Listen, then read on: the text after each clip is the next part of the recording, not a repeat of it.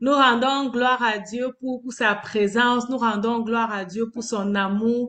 Et j'aimerais que en ce moment, tu commences à rendre gloire à Dieu où tu es. Que tu dis, Seigneur, je te rends gloire pour ta présence. Je te rends gloire pour ton amour. Je te rends gloire pour le privilège de pouvoir être là, de pouvoir écouter ce challenge, assister à ce challenge de gratitude. Je te rends gloire pour ta présence. Je te rends gloire pour ma vie. Je te rends gloire pour ma relation avec toi. Je te rends gloire pour ma santé. Je te rends gloire parce que durant toute cette semaine, tu vas me révéler encore des choses que je ne vois pas, des choses que j'ignore et qui ont de l'importance à tes yeux, afin que pour ces choses, je puisse te rendre davantage des actions de grâce. J'espère que tu pries en ce moment où tu m'écoutes, que tu pries et que toi où tu es, tu élèves le Seigneur. Nous rendons gloire à Dieu, Seigneur. Je veux te bénir, je veux te célébrer, je veux magnifier ton saint nom, car ton nom est digne d'être loué, ton nom est digne d'être exalté. Je veux te bénir pour le privilège d'être là et avec ton peuple, de pouvoir te rendre gloire. Merci Seigneur, parce que tu aimes la louange, tu aimes la gratitude, tu aimes les cœurs reconnaissants Seigneur. Et nous voulons être de ceux-là qui ne sont pas ignorants de ce que tu fais dans nos vies. Et nous voulons te rendre gloire pour ce que tu as fait, pour ce que tu fais et pour ce que tu vas continuer de faire. Que l'honneur et la gloire te reviennent d'âge en âge. Au nom précieux de ton Fils Jésus-Christ, nous t'avons prié. Amen. Amen. Bienvenue à ce challenge de gratitude. Nous sommes à notre premier jour du challenge et je rends gloire à Dieu. Oui, je rends gloire à Dieu parce que lorsque je ne me rappelais plus de ce challenge, le Saint-Esprit m'a permis de me rappeler, de dire, tu as le challenge de gratitude à faire. C'est un engagement que tu as. Tu dois faire ce challenge de gratitude. Et je lui rends gloire parce qu'il a rendu tout favorable, tout, il a rendu toutes choses possibles et il permet que nous nous retrouvons aujourd'hui pour notre premier jour du challenge de gratitude. Et nous allons ouvrir notre challenge de gratitude avec le psaume 100. Je l'ai partagé aujourd'hui dans les différents groupes, dans les différents réseaux sociaux où je suis. Nous allons ouvrir. On va commencer avec le psaume 100 dans ce challenge de gratitude. Alors, je vais lire pour nous. C'est un psaume de David, un psaume de louange, un psaume de célébration. Il dit, poussez vers l'Éternel des cris de joie, vous tous habitants de la terre. Servez l'Éternel avec joie. Venez avec allégresse en sa présence. Sachez que l'Éternel est Dieu. C'est lui qui nous a fait et nous lui appartenons. Nous sommes son peuple et le troupeau de son pâturage. Entrez dans ses portes avec des louanges, dans ses parvis avec des cantiques. Célébrez-le, bénissez son nom, car l'Éternel est bon. Sa bonté dure toujours et sa fidélité de génération en génération. Amen. Dis Amen. Écris Amen dans le chat. Amen en commentaire. L'Éternel est bon.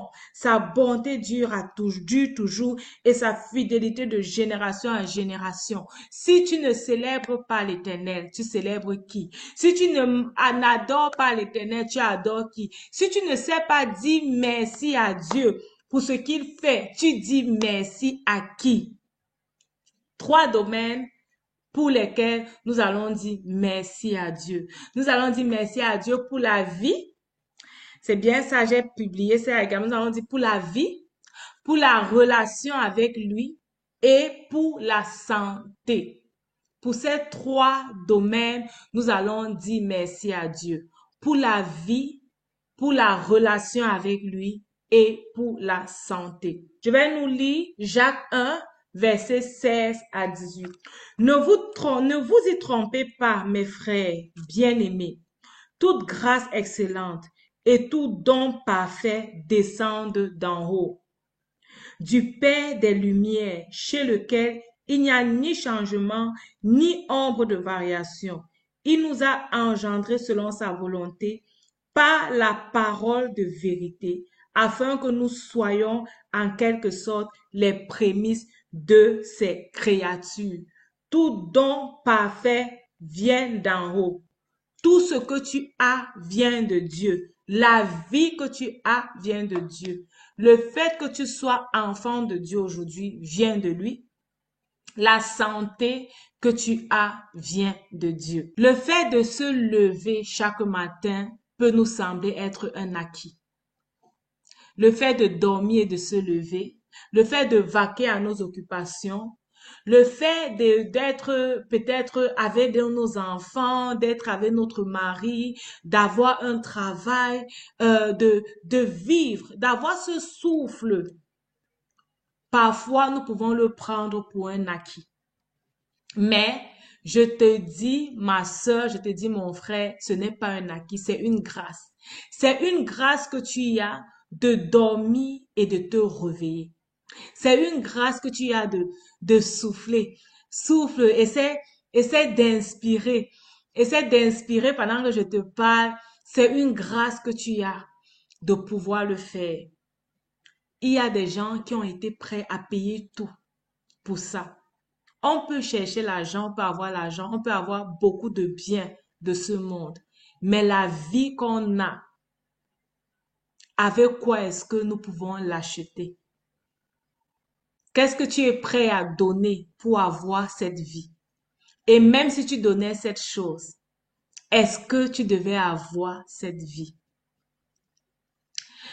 J'aimerais que tu développes une attitude de gratitude, que chaque matin, lorsque tu te lèves, que tu puisses prendre du temps pour apprécier cette vie que Dieu t'a donnée. Pour apprécier, peu importe le challenge que tu as. N'est-ce pas, on dit que tant qu'il y a la vie, il y a l'espoir. Tant que tu as des difficultés, si tu n'as pas la vie, tu vas résoudre ces difficultés avec quoi? Mais tant que tu vis, tu sais que tu peux résoudre ce challenge. Tu sais que ce problème, parce que je me suis réveillée encore aujourd'hui, je peux le résoudre. Tu sais que cette difficulté que tu as, je ne sais pas quelle est la difficulté que tu as, quelle est la difficulté que tu traverses, mais je veux te dire aujourd'hui que tant que tu vis, il y a l'espoir et il y a un changement qui va se faire. Pour cela, tu dois rendre gloire à Dieu pour la vie qu'il t'a donnée. Tu dois rendre gloire à Dieu pour cette vie qu'il t'a donnée. Pour chaque jour que tu te lèves. Lorsqu'on était petit, il y a un chant qu'on disait que dès le matin, les oiseaux chantent toute louange à l'Éternel. Et toi, mon cher ami, pourquoi est-ce que tu ne le fais pas? Chaque matin, lorsque les oiseaux se lèvent, ils chantent gloire à l'Éternel. Le soleil se lève et il donne gloire à l'Éternel. Les arbres donnent gloire à l'Éternel. Tout ce qui respire donne gloire à l'Éternel. Pourquoi? Parce qu'il respire. C'est parce qu'ils respirent qu'ils donnent gloire à l'Éternel. C'est parce qu'ils ont encore cette vie qu'ils donnent gloire à l'Éternel. Alors, tant que tu respires, tu dois donner gloire à l'Éternel. Ne promène plus les regards inquiets. Parce que par tes inquiétudes, tu ne peux pas ajouter un seul jour de plus à ta vie. Avec ton argent, tu ne peux pas ajouter un seul jour de plus à ta vie. Raison pour laquelle tu dois aimer rendre gloire à l'Éternel. Tu dois aimer lui dire merci pour la vie. Tu dois aimer lui dire merci pour la vie. Il y a parfois on traverse des situations difficiles et on se demande, mais à quoi ça sert même de vivre? C'est quand tu perds la vie là, c'est vrai que tu ne dois plus te rendre compte, mais dans le monde, dans la présence de Dieu, il peut te montrer encore ce qu'il avait prévu pour toi. Tu dois te réjouir de vivre et te lever avec cette joie, avec cette reconnaissance, avec cette attitude positive où tu dis, Jésus, je te dis merci pour la vie. Je suis reconnaissante de pouvoir voir encore ceci, de pouvoir rencontrer des personnes formidables, de pouvoir être amener ce projet à la réalisation, de pouvoir faire ceci, de pouvoir faire cela. Et pour toutes ces choses, je te rends gloire et je te dis merci. Le psaume 121, verset 7 à 8 nous dit, l'Éternel te gardera de tout mal. Il gardera ta vie. L'Éternel gardera ton départ et ton arrivée dès maintenant et pour toujours. C'est l'Éternel qui te garde. C'est l'Éternel qui te garde de tout mal. C'est l'Éternel qui te garde lorsque tu sors et lorsque tu rentres. C'est l'Éternel qui garde ta vie. C'est l'Éternel qui prend soin de toi. Alors, n'oublie jamais, même si tu es malade, ok? Même si tu es malade, n'oublie jamais de rendre gloire à Dieu pour ta vie. N'oublie jamais de le faire.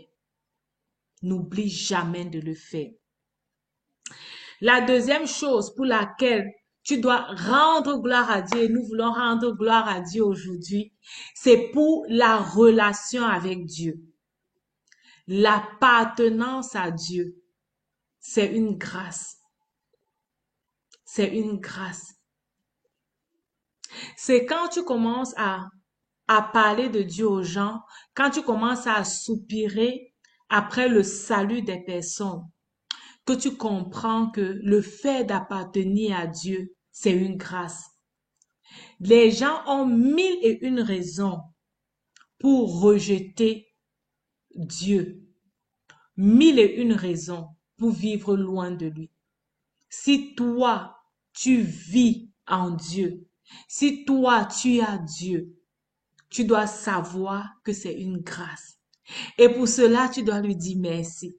Tu dois lui dire merci Jésus parce que tu m'as choisi. Merci Jésus parce que tu as fait de moi ton enfant. Merci Jésus parce que tu ne m'abandonnes pas. Merci Jésus parce que j'ai la grâce même de pouvoir venir m'abreuver dans ta présence. J'ai la grâce de pouvoir venir même pleurer à tes pieds. Nous devons rendre gloire à Dieu pour la vie éternelle. Qu'est-ce que la Bible nous dit dans Jean 3, verset 16? Ça, c'est un verset que nous aimons et que moi également j'aime.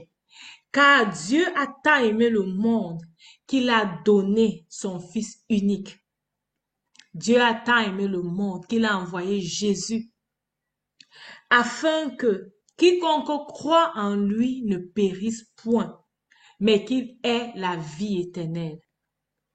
Crois en Dieu, crois en Jésus. C'est ton ticket pour la vie éternelle. Et lorsque tu crois en Jésus, tu es connecté avec Dieu. Et cela pour la vie. Non pas seulement la vie sur cette terre, mais pour la vie éternelle. Alors tu dois dire toujours merci à Dieu. Tu dois te rappeler aujourd'hui, nous voulons venir dire merci à Dieu. Merci pour cette vie éternelle que nous avons. Merci parce que nous sommes connectés à lui au travers de Jésus qui est mort pour nous. Merci parce que nous avons la vie grâce à Jésus, la vie éternelle. Nous lui appartenons. Nous ne sommes plus esclaves de la peur. Nous ne sommes plus esclaves du malheur. Nous ne sommes plus des délaissés, des abandonnés. Nous sommes privilégiés. Nous lui appartenons. Son amour pour nous a été si grand qu'il a envoyé Jésus mourir pour nous. Son amour pour nous a été si grand que grâce à Jésus, nous sommes appelés enfants de Dieu. Son amour pour nous a été si grand que nous avons, grâce à lui, la vie éternelle. Lorsque le diable vient t'attaquer et te faire croire que Dieu t'a abandonné, rappelle-lui que grâce à Jésus, tu as la vie éternelle. Rappelle-lui que ta vie n'est pas seulement sur cette terre. Ta vie n'est pas seulement liée aux conditions présentes. Ta vie n'est pas seulement liée à la situation présente que tu as. Mais ta vie, c'est grâce à Dieu. Tu l'as grâce à Dieu. Et tu trouves cette raison pour célébrer l'Éternel. Tu trouves cette raison pour bénir l'Éternel. Tu trouves cette raison pour dire, Seigneur, je te bénis. Seigneur, je t'élève. Seigneur, je t'exalte. Seigneur, je rends gloire à ton nom. D'âge en âge, je te célèbre. D'âge en âge, je rends gloire à ton nom. D'âge en âge, je te bénis. Rends gloire à Dieu pour cette vie éternelle que tu as. Rends gloire à Dieu parce qu'il t'a choisi. Dis merci Seigneur, tu peux écrire en commentaire, en chat, merci Seigneur pour la vie. Et au-delà de la vie, tu me donnes la vie éternelle. Au-delà de la vie, tu me donnes la vie éternelle. Je te dis merci pour cela. Amen. L'autre référence biblique, c'est Éphésiens 2, verset 8, qui nous dit, car c'est par la grâce que vous êtes sauvés par le moyen de la foi. Et cela ne vient pas de vous, c'est le don de Dieu. C'est par le moyen de la foi, c'est par la grâce que nous sommes sauvés. Cela ne vient pas de nous, cela ne dépend pas de nous. C'est pas parce que tu es né dans une famille chrétienne que tu as été sauvé, mais c'est parce que Dieu t'a fait grâce de comprendre que tu lui appartiens et de comprendre que tu devais faire alliance avec lui. Ce n'est pas parce qu'on t'a parlé de Dieu. Il y a plusieurs personnes à qui on parle de Dieu, mais qui n'acceptent pas parce que ce n'est pas encore leur moment, parce qu'ils n'ont pas encore reçu cette grâce-là. C'est pourquoi Dieu nous dit d'aller parler, allez faire de toutes les nations les disciples, allez parler, annoncer l'évangile, partager l'amour de Dieu aux autres, afin que le Seigneur puisse également leur faire cette grâce et prier pour eux également. Parlez-leur, priez pour eux, afin qu'ils puissent entrer dans cette grâce de Dieu. Amen. Et le troisième point pour lequel tu dois rendre gloire à Dieu, c'est pour ta santé. Ah oui, tu dois rendre gloire à Dieu pour ta santé. Il y a des gens qui ont parfois des santé de dents de scie. Je ne sais pas si tu es parmi ces personnes-là qui ont les santé de dents de scie. Qu'est-ce que je veux dire dents de scie? Parfois ça va, parfois ça ne va pas. Tu ne sais même pas finalement si parfois tu es même en santé ou alors si parfois tu n'es pas. Parce que c'est toujours les attaques, c'est toujours les difficultés de santé.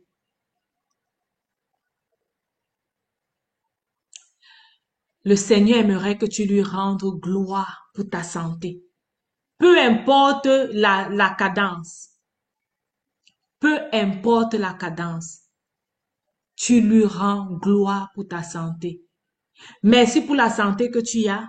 Merci pour la santé que ton corps te fait croire que tu n'as pas. Rends gloire à Dieu parce que ta santé vient de lui. Par la grâce de Dieu, on a les médecins que le Seigneur utilise. Mais je te dis que le Seigneur les utilise.